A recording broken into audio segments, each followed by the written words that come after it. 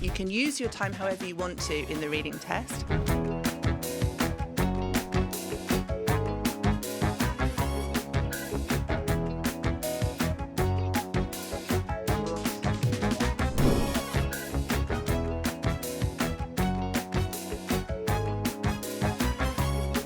Welcome to episode 6 of IELTS Prepare by IDP, your trusted guide for test day success.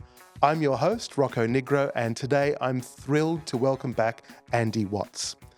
Those of you who joined us for episode 5, where we spoke about IELTS listening, will remember that Andy is the English language content manager for E2 Test Prep, and she's been working in English language education for 24 years. On our IELTS by IDP app, you can find an IELTS guided short course developed by E2 to help you prepare for the test. Today, we'll be talking about the different types of questions you'll find in the IELTS reading test and how to prepare for success on test day. And then, at the end of the episode, Andy will be answering your questions on IELTS reading. Andy, welcome. It's great to have you back again. It's great to be back. So, I would like to begin with a myth about the IELTS reading test. Okay. There's a belief out there that the reading test is actually more difficult now than it was in the past. Oh. Is there any truth to that? Absolutely none, no. I think it's really important to remember that the experts from Cambridge have been writing IELTS tests since the 1980s. Wow.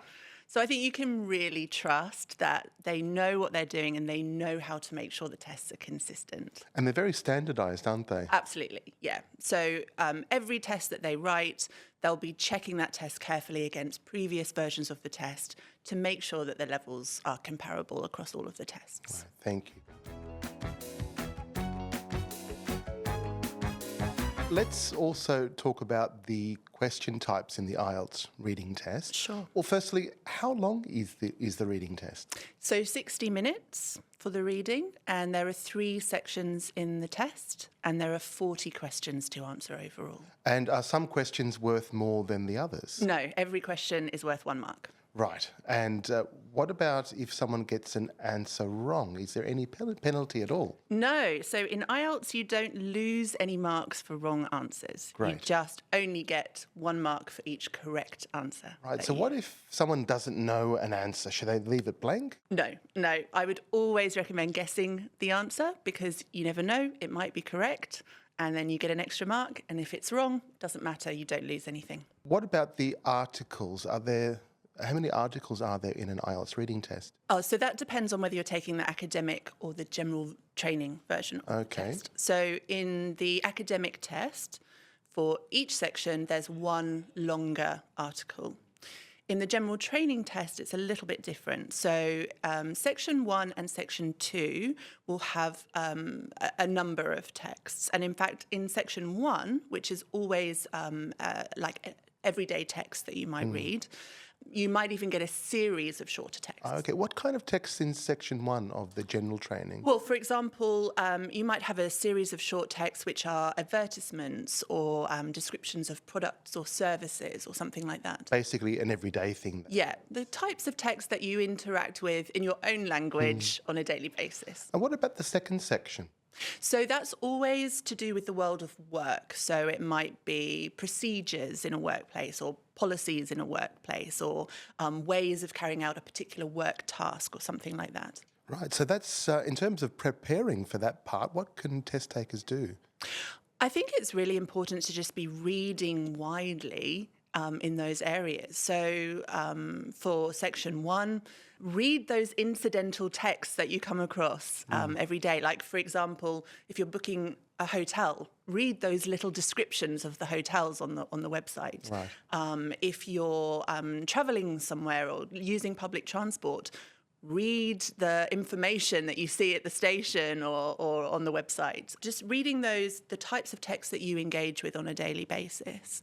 And then for section 2, I actually think blogs can be quite useful for section 2. That's a good idea. Yeah, because lots of companies these days have their own blogs where they publish short little articles that are related to the type of business that they do. And so those can be really useful for preparing the vocabulary and the language that you're going to meet in Section 2. So test taker can pick up lots of work-related vocabulary. Exactly, yeah. Yeah.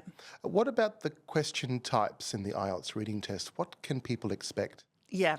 So there are 11 different types of questions in IELTS reading. 11? 11. Sounds like a lot, but luckily many of them are kind of similar types of questions. So it's helpful to kind of think of them in categories, I think. Okay. So one type of question is the completion type question. So you might have a set of notes or a table or a diagram or a flow chart, even separate sentences or a summary. Right. And you have to use words from the text to fill gaps in the summary or the notes or the table. Right. So not words from their own choice. No, always words from the reading text. So that's one type of question. There are also matching questions. So, for example, you might have to match a list of headings to the paragraph or section of the text that they relate to. So which heading is the right heading for this paragraph in the text? So those headings are listed in order, are they? No, because that would make the question very easy to answer. No, so they're always out of order and you have to find the right one for this particular paragraph. You might also have to match information taken from the text to the paragraph or section of the text that it comes from. You might have to match features of the text, so information in the text to a list of particular features. For example, it might be statements that have been made in the text by experts, and you have to match the statement to the expert who said that particular statement. Andy, are there any other type of matching questions? Yeah, one more type. Yeah. So matching sentence endings. Okay. So the question is the first half of a sentence and you need to match it to the correct second half of the sentence. Can that be done grammatically? You can use grammar to help you, but usually you're looking for the logic and the sense of the statement. Often all of the second half of the statements will start with the same part of speech. So the grammar's not going to be your best clue there. You really need to look at the sense of the whole statement. Are there any other question types you can tell us about? Yes. So another type is true, false, not given, and yes, no, not given. So what's the difference between those two? They are very similar and you would use similar strategies to answer them. But true, false, not given, you're identifying specific information from the text. So it's more about facts and details. Okay. Yes, no, not given, you're identifying the writer's claims or views in the text. Andy, does the IELTS reading test include multiple choice questions? Yes, it does, yes. And one thing to watch out for is sometimes you'll have 4 options and you need to choose one of those options as the correct answer. Right. And sometimes you'll have a longer list of options and you'll need to choose more than one option. But the instructions will always tell you which one So to do. potentially 2 or 3 options in a case like that. That's right, yes. And with the answers that are incorrect, are they also mentioned in the text? They can be. Yeah. Yes. Yep. So that is something that you need to watch out for with multiple choice. It's really about making sure that you are choosing the answer that really closely matches the information from the text. So, Andy, are there any other question types perhaps we should know about? Yeah, there's one more question type. It's the short answer question type. So you will get a question that will start with a word like what or who or when, something like that. Okay. It will ask you about specific details from the text, and you'll need to find a word or words from the text to answer that question. Right, so not in your own words. No, always using words from the text. And how long can that type of answer be? Well, the instructions will tell you how many words you can write, but usually it's 1 to maybe 3 words. Next, I'd like to get some of your thoughts about how to answer some of the questions in the IELTS reading test. What are some general strategies you could tell us about, first of all? Sure. I think the first thing that you always need to remember to do when you're answering the questions is to read the instructions carefully. That's very important. And I think it's something it's actually easy to kind of skip over, particularly if you've done a lot of preparation, because you think to yourself, oh, I know how to answer these questions. Right.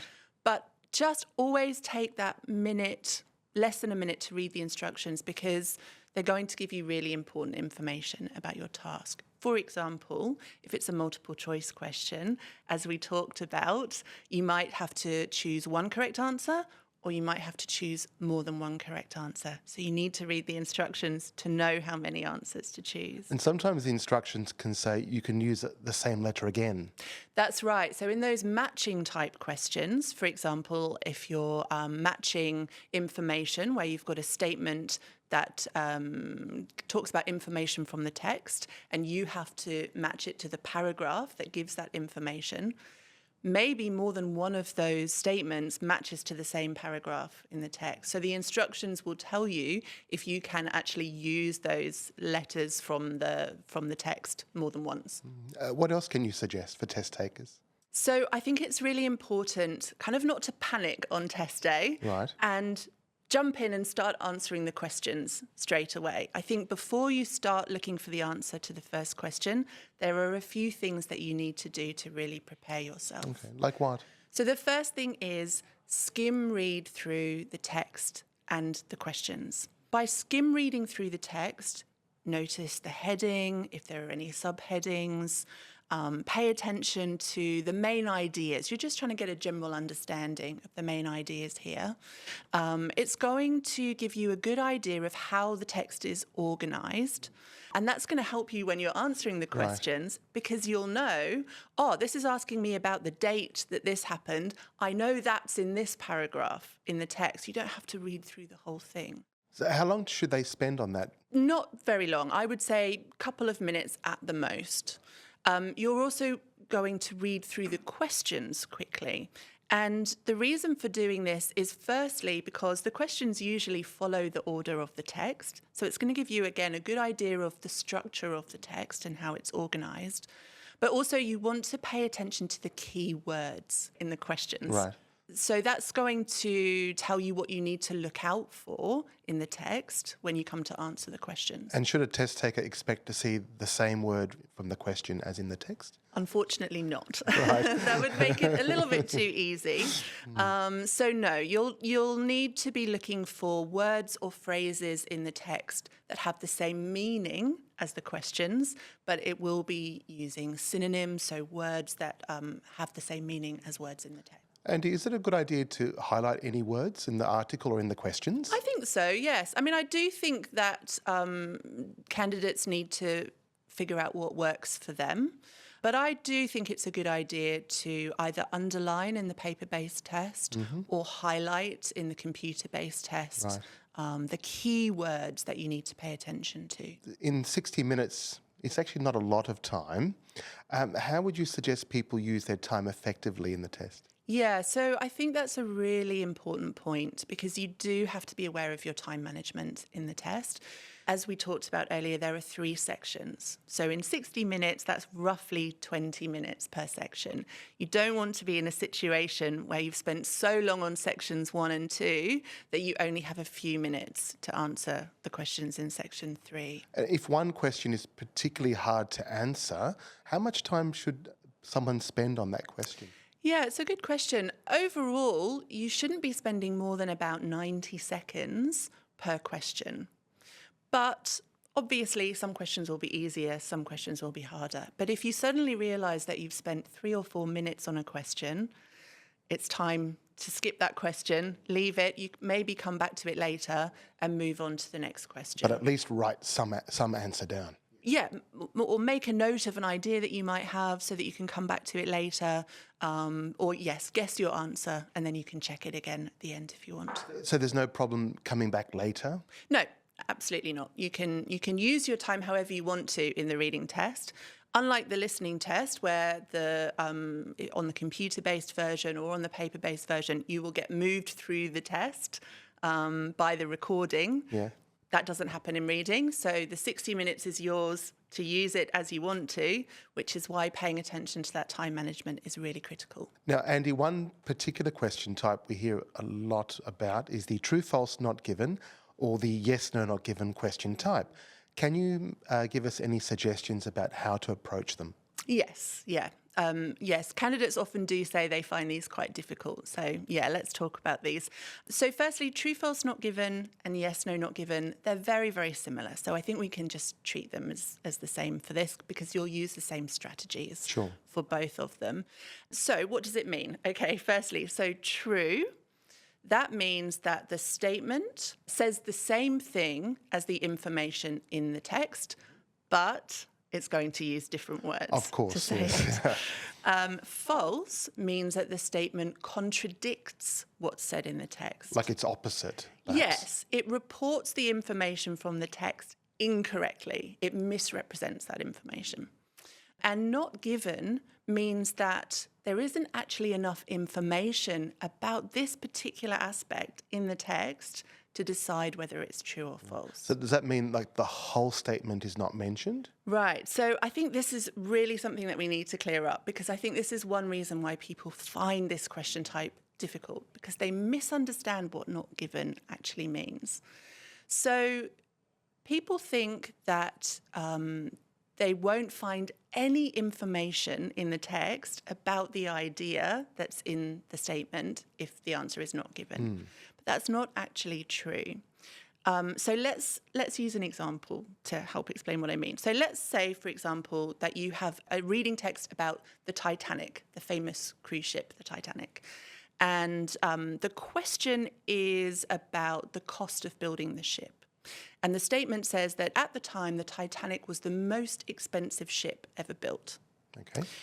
So you are going to read something about the cost of building the ship in the reading text. But I think people think that if the answer's not given, there won't be anything about the cost in the text. So then they read the text, they find information about the cost, and then they're confused. They think, oh, well, it can't be not given because it's the same. So it must be either true or false. Right. So it can mention perhaps the cost. It can mention that it was expensive, but it may not mention it was the most expensive. Exactly. It's not going to give you the specific information from the question in the text. And I think that the other thing that happens is that people confuse not given with false. Yes, they do. Which I think is understandable because, you know, there is some similarities there. But again, false means that the question contradicts the information in the text. Not given means that the information in the text, there isn't enough of it to say whether the question is true or false. Is it okay for a test taker to perhaps use their own knowledge and experience to answer these questions? Maybe someone might be a Titanic expert, perhaps. Yeah, that's a really good point. No is the short answer, because you need to base your answers on what is said in the text. So you actually have to prove that it's true or false, or yes or no. Exactly, yeah. Does the text say it? It's true. Does the text say something different? It's false. Does the text not give enough information? It's not given. So, Andy, when someone is preparing for the test, can you give us any advice on how to practice those question types? Yeah, absolutely. So I think when you're practicing, it's a really good idea to work really slowly through the questions and really analyse the questions and think about how they relate to the text. So don't worry about timing to begin with. Not when you're practicing. Right. No, absolutely. So I think you should look at the question, and let's go back to the example that we had. So at the time, it was the Titanic was the most expensive ship ever built. Think about, okay, if that's a true statement, what would I expect to find in the text to support that?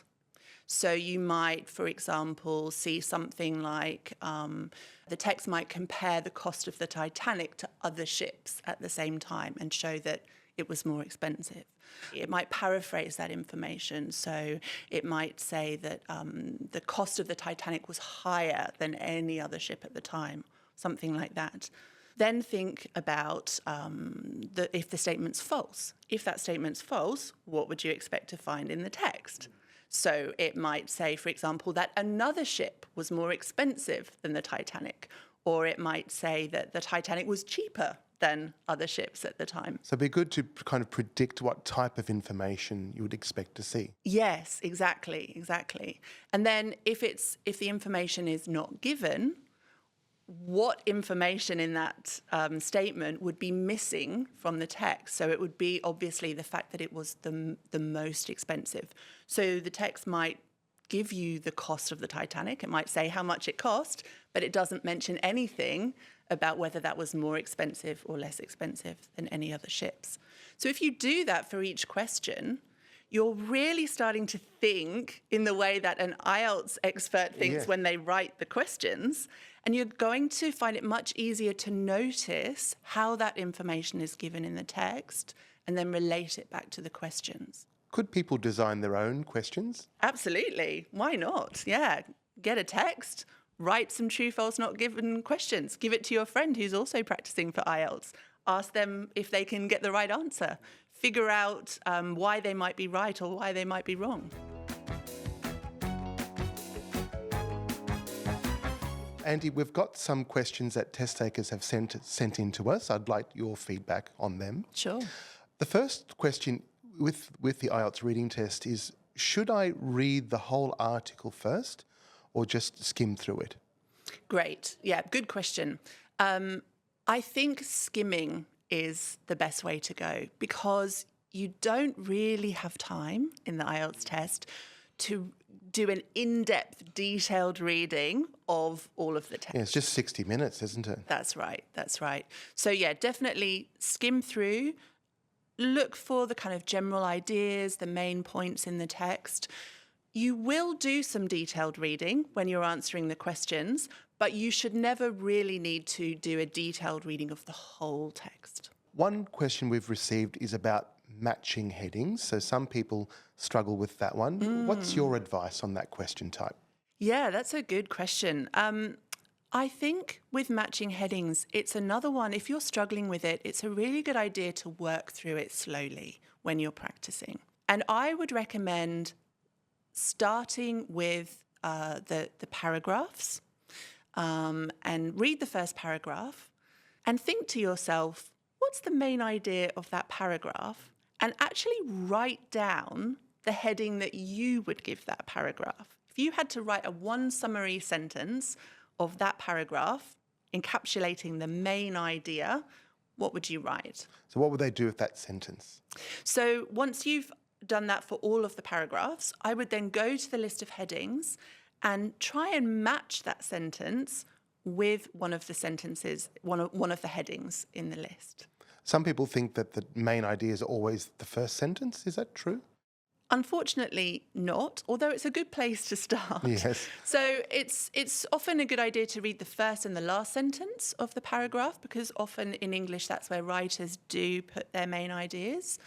I think the key thing as well is that in the list of headings, there's always going to be at least one more heading than you will use for the paragraphs. So they're like a couple of distractors they're going to add in. That's right. And so you need to be careful to make sure that you don't choose the one that doesn't actually match any of the paragraphs. So like the not given option, would that distractor in the headings be mentioned at all? Possibly, yes. So one thing that might happen is that the heading might match a specific detail in a part of the paragraph, but it's not the main idea of the whole paragraph. So it's not a good heading for the paragraph because remember, headings tell you about the main idea or the main topic of the paragraph. So that's one thing to watch out for. Another common thing that happens is that the heading might use a word or a phrase from the paragraph, but again, it's not encapsulating the main idea of that paragraph. So you don't recommend just match one keyword from the statement and one keyword from the paragraph? No. Another question we've received, Andy, is about people who are unable to improve on their reading. They maybe get a particular score, maybe like 6 or 6.5, but they can't get that extra band or half a band. What should they do? So I think it's really important to try and work out what your strengths and what your weaknesses are in IELTS reading, because you obviously need to work on improving those areas that you're a little bit weaker in. So perhaps it's your vocabulary knowledge. Perhaps you're having trouble recognizing how the information in the questions is paraphrased in the text. So you might need to do some work on expanding your vocabulary. It might be a problem that you have with one particular question type. So it's a good idea to do some practice activities and practice tests where you get your answers and you can see, is there a particular section or question type that you're not getting the answers right in, and then work on improving your strategies for that particular question type. It might be a time management problem. Right. So, yeah, you need to practice reading large amounts of information within that shorter time frame, do more practice tests so that you really get used to being strict with yourself and moving through the test quickly. So we hear about speaking fluency. So, Andy, does fluency also apply to reading? Yeah, absolutely. There's definitely such a thing as reading fluency. And I think the key to improving here is to be practicing the different types of reading skills that you need in the IELTS test. So we've talked about skim reading, which is where you read through a text quickly, not paying attention to every single word, but just getting the main ideas and the gist of what's being talked about. That's one very important skill. Another one is scanning. Oh. So, for example, in some of the questions, you might get the name of a person or a place or a building. You might get a date, and you can use that to help you find the appropriate place in the text. So you've got a date, 1904. You can look through the text really quickly, scan through the text and find 1904. And that can help with time management. Absolutely, yes. Absolutely. And then there are times when you will need to read something in detail so that you get a really clear understanding of exactly what that part of the text is talking about. If someone doesn't understand a word, what can they do? So there are lots of different strategies you can use in that case. The first thing to work out is, do I need to know the meaning of that word? Is it important to understanding this whole sentence? If it's not, don't worry about it. Okay. Just keep going. But if you think, yes, I actually do need to know what this word means, then you can use clues from the text that's around that word to help you work out what the word might mean. You can look at what part of speech it is. So is it a noun? Is it an adjective? Is it a verb? You can look at the general sense of the sentence. Whether it has a positive or negative meaning, perhaps. Yes, absolutely. Yeah. So there are strategies that you can use, and I would definitely recommend practicing those before you get into the test so that you're really confident with using those strategies in the test. One other question we've received is about locating information in paragraphs. So which paragraph contains this piece of information? Do you have any advice about how to handle those type of questions? Yeah, so I think in that type of question, it's a really good example of when you're going to be using all of those reading skills that we've just talked about. Because, for example, you might have a keyword in the question that you can scan for in the different paragraphs. You also need to be able to recognize the paraphrase. So the particular idea in the sentence, how might that be paraphrased? How might it be written using different words? It won't be so obvious, will it? No, absolutely. So you'll need to know a range of synonyms and different phrases that you can use to express that same idea in the question. I think the other thing is, again, to avoid the distractors. So when you have a list of information from the text, you need to match it to the paragraph. You might find that for a particular statement, they talk about the general topic of that statement in more than one paragraph. So you need to be able to work out Okay, they talk about that in paragraph A and they talk about it in paragraph D. Yes. But which one is saying exactly the same thing as the statement in the text? So, for example, you might have a statement about, it might say, which paragraph gives examples of figures related to something. There might be lots of figures in the text. There might be figures in 3 or 4 different paragraphs, but which of those figures specifically relate to the thing in the question? Andy, that brings us to the end of our time today. But before you go, could you please tell us your top 3 tips for the IELTS reading test? Absolutely. So number 1, make sure you know what strategies to use to answer all of the different question types. Number 2, don't start answering the questions before you've skim-read the text and the questions. And number 3, practice your time management so you know how to answer all of the questions within 60 minutes. Excellent. Andy, thank you so much for your time today. You're welcome. Don't forget to look at the show notes where you can find links to free IELTS preparation materials and resources about today's topic. If you enjoyed this episode, please share it with others who will find it useful. In the next episode, IELTS expert Don Oliver will be returning to talk about IELTS writing. Thanks for listening to IELTS Prepare by IDP, your trusted guide for test day success. See you next time.